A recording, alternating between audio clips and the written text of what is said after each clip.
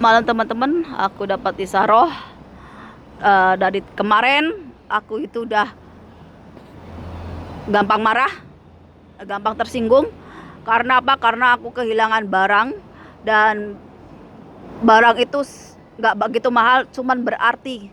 Dan hari ini aku juga dapat angel number 111, berarti ada yang memang dari hidupku ini harus hilang, digantikan dengan yang baru. Dan ketika aku itu mengikuti takdir, aku akan nyaman. Karena apa? Karena kehidupanku itu udah ditentukan oleh Allah. Jadi aku hanya mengikuti kehendak Allah. Ibaratnya ketika aku mengikuti takdirku, aku akan dibantu, dipermudah jalannya, dan apapun urusan yang berkaitan denganku itu akan dimudahkan oleh Allah. Karena apa? Karena Allah yang bisa menggerakkan hati manusia. Dan kemarin aku itu udah nelfon orangnya buat tak nyuruh balikin barangku, tapi orangnya malah HP ku di off. Jadi memang udah niatnya nggak mau balikin barangku. Jadi ya sudah, cuman aku bilang dalam hati, selagi kamu bawa barangku karena niat hatimu yang nggak baik, karmanya juga akan kamu dapat.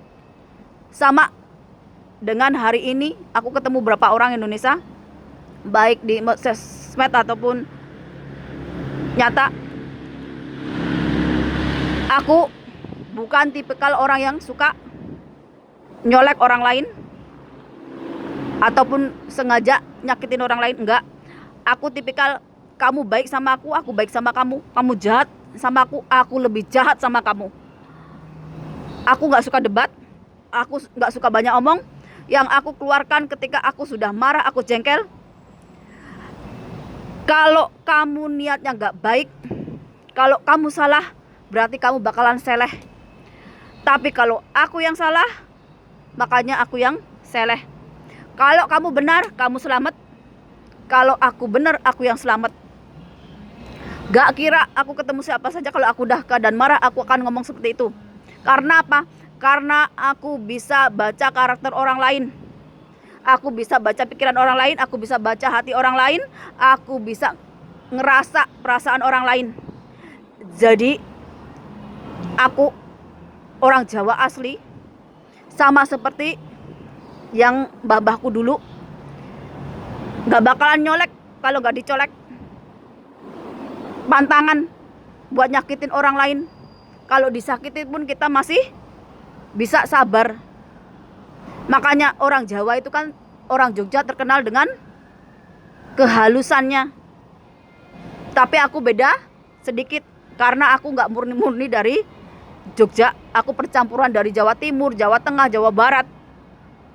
Dan kenapa aku itu walaupun Islam, tapi aku itu gak suka dengan Islam yang garis keras. Karena apa?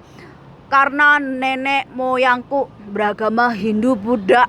Makanya kenapa di Jogja itu banyak candi Hindu Buddha, sampai Prambanan, Borobudur, dan candi yang kecil-kecil itu ada darah dari mereka yang mengalir ke tubuhku. Jadi kalau aku itu membuang apa yang mereka yakini, apa yang mereka pelajari, sama seperti aku itu membunuh diriku sendiri.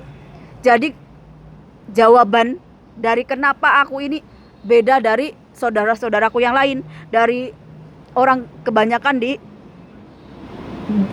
ibaratnya di kampungku. Karena apa? Karena aku dibangkitkan secara rohani, secara spiritual, bahwa aku itu harus ingat bahwa nenek moyangku itu dulu belum ada Islam, belum ada Al-Quran, belum ada Alkitab. Mereka itu sudah punya keyakinan sama Tuhan yang menciptakan manusia, menciptakan bumi dan langit, menciptakan tumbuh-tumbuhan dan hewan. Itu kenapa aku punya kelebihan yang aku warisi turun-temurun. Dan aku kasih tahu juga kenapa orang bisa jadi seorang bangsawan berdarah biru, berdarah ningrat, ataupun jadi seorang raja, seorang ratu, atau ksatria. Karena apa? Karena mereka mau belajar memperbaiki diri. Kenapa kamu jadi rakyat biasa, jadi orang yang gak punya apa-apa? Karena dari kamu sendiri yang gak punya sisi spiritual ataupun rohani. Orang ningrat, orang keraton itu bahasanya halus, punya sopan santun, punya adab. Semua orang terlahir sama Tuhan itu. Cuman kalian mau belajar atau enggak. Kalau pengen ibaratnya kamu dapatkan kemuliaan, kejayaan, kemakmuran, yang diubah diri kita, mental kita, cara berpikir kita. Jangan suka berkata kotor, kasar, apalagi menyakiti orang lain, baik sengaja ataupun enggak sengaja. Kita enggak tahu kita ini ketemunya dengan siapa. Jangan asal ngomong. Perbuatan kita itu juga jangan sampai menyakiti orang lain walaupun enggak sengaja. Karena apa? Karena karma itu mengikuti kita. Karma itu hasil dari perbuatan kita. Kecuali kita itu berjalan di jalan yang benar, berjalan di jalan keadilan. Makanya aku bilang ngajarin yang Islam ke Arab-Araban. Kalau mau jihad gak perlu jauh-jauh ke Palestina. Di Indonesia itu banyak. Kalau kamu mau jihad di jalan Tuhan, contohnya kamu berbakti kepada ibumu, kepada bapakmu yang sudah sebagai wali Tuhan, wali Allah, sampai kamu dilahirkan ke dunia ini. Hargai, hormati leluhurmu. Itu juga termasuk jihad. Berbuat kebaikan di sekitarmu.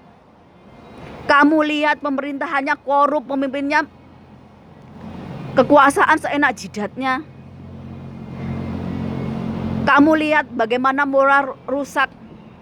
Mulai dari pembunuhan, perkosaan, bapak makan anaknya, mertua membunuh menantunya yang lagi hamil, anak-anak tawuran, saling bully.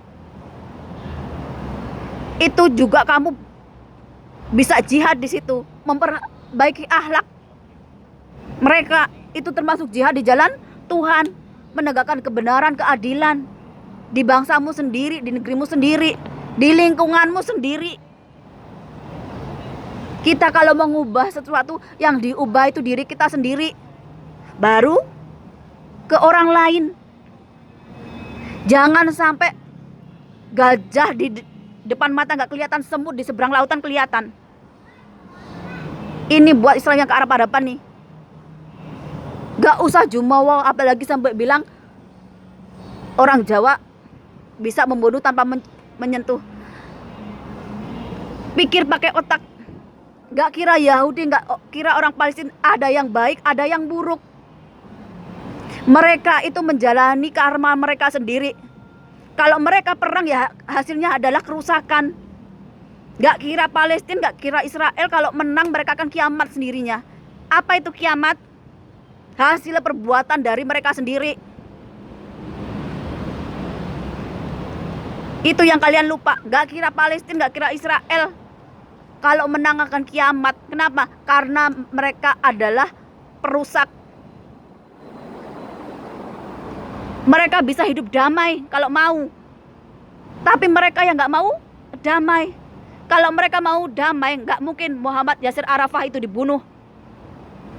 Ketika saya masih kecil dulu, Hamas Palestina memang gak niat damai. Kalau mereka damai, gak ada duit masuk ke Islam garis keras, kayak Taliban, kayak ISIS. Kiamatlah dunia ini kalau mereka yang menang. Kenapa? Karena di bagian timur ini masih memegang adat istiadat dari leluhurnya. Makanya kita itu bisa hidup damai, bisa gak ada perang. Lah kalau semua di bagian timur ini, mulai dari tanah Jawa sampai ke Cina ini, lupa adat istiadat leluhurnya, niru yang bagian Arab sana, perang-perang terus, hidupnya kocar-kacir gak karuan, ngungsi ke sana kemari. Itu kenapa orang Arab itu runtuhnya Islam ya, karena orang-orang Islam sendiri yang rebutan kekuasaan. yang beragama tapi nggak punya hati nurani. Kamu bisa lihat sejarah peradaban mana yang rusak. Nabi Muhammad dikirim ke Arab karena moralnya, etikanya rusak, karena zaman jahiliyah. Perempuan itu hina di banda mereka.